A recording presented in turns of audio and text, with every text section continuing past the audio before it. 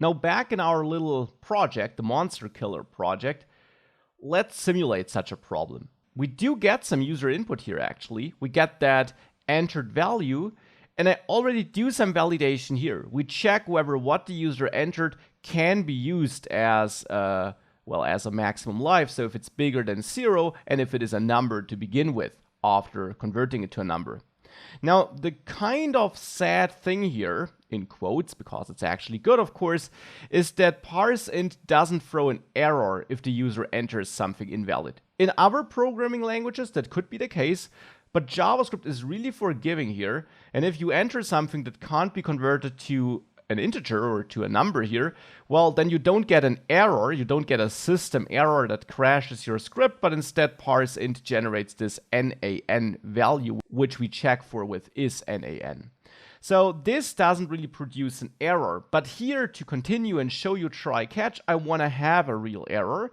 And the good thing is we can create and throw our own errors. And whilst it might sound strange that you want to do that in your code, you have to keep in mind that with JavaScript you can write very big applications spanning across multiple files, and indeed you might want to throw an error in some parts of your application so that you can use these official error management tools to handle that error instead of having to write a bunch of if statements in a couple of different places of your code.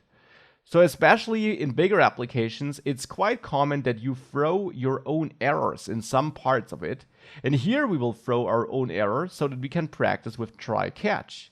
In other situations, which we'll see later in the course, for example, when communicating to a server, you will automatically get an error. So JavaScript or the browser will automatically throw an error if things go wrong. Here for this user input, this kind of unfortunately isn't the case, so we'll do it on our own. So how can we do it on our own? Well, let's first of all move this logic here where we get that entered value into a function. So I'll cut that and then maybe here add a new function, which I'll name get max life values. And in here I get that entered value and I try to parse it as an integer. And then here I'll take that if check and put it in here to validate what the user entered. But then here I'll not set chosen max life to 100 if this is not valid. Instead, I will change this to be a constant, which I'll name parsed value, something like this. We'll need that in a second. And then outside of that function here, I will add that chosen max life variable, which I'll for now set equal to get max life values. So I will call the function here, and in that function I want to return the parsed value here in the end. That's the idea. But in this if statement, if we have an invalid value, then I will not return 100 as a fallback value, which we of course could do.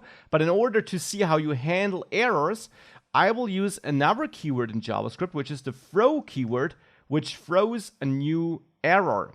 And an error can be anything. You can throw a number as an error, a string, or an object. And here I'll throw an object with a message property. That's kind of the convention. Most errors are objects that have a message property, where I say invalid user input, not a number, something like that.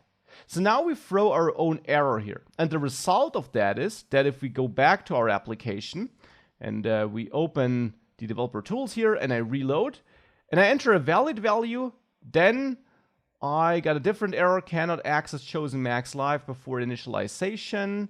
Yes, because here of course I should, in my if condition here, I should check parsed value, not chosen max life. Since I changed it here, we should change it here as well. So that was not what I wanted to show you. Let's reload. If I enter 100 instead, this works as before.